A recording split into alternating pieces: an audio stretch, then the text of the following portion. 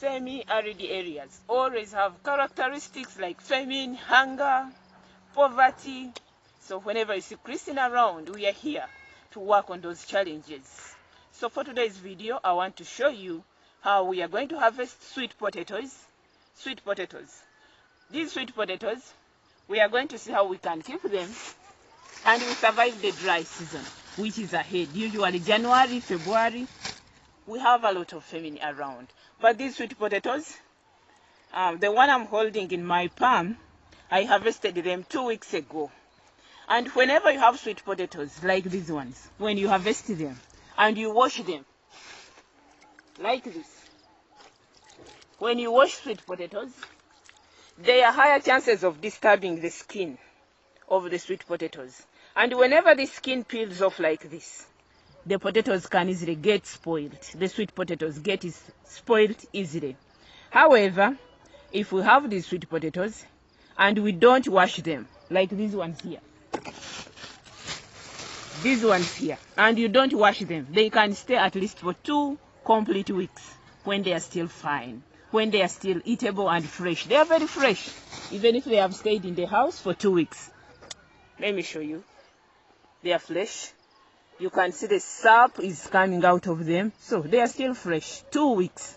But when we wash them, like the one I showed you at first, whenever you put water and disturb the skin like this, you have higher chances of making these potatoes to get spoiled very fast. So today we are harvesting some potatoes.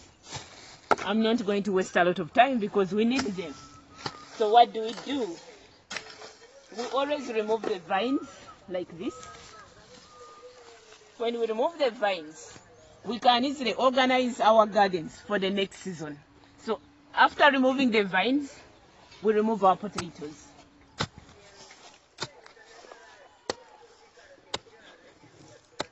Like this. I'll not pick a lot because I'm only showing you what we have to do today. So after picking the potatoes like this, we are going to peel them.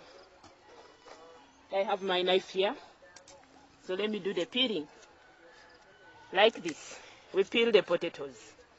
We peel the potatoes and make them smart enough. Smart enough. Clean enough.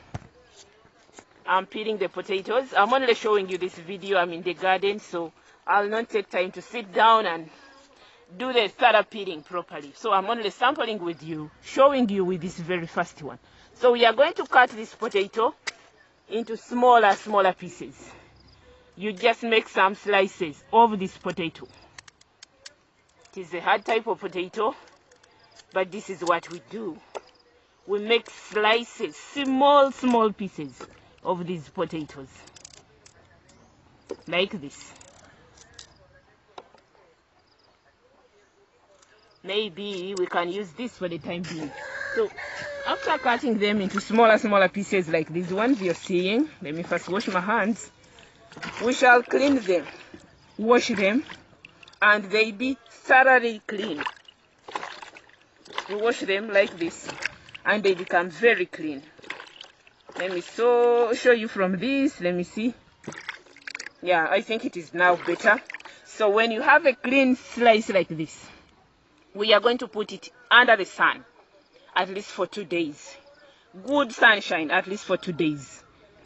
When we put it in the sunshine for 2 days, it will dry and make for us dried pieces of potatoes. These dried pieces of potatoes, in the future, just in the near future, because the dry season is really ahead. January, we shall have the dry season here. It goes sometime up to April of every year. So these dried pieces here, we are going to boil them afresh. Put them on fire, boil them afresh. When we boil them, they'll give us some food at the end of the day. We make something like that. We mingle and we make something like posho.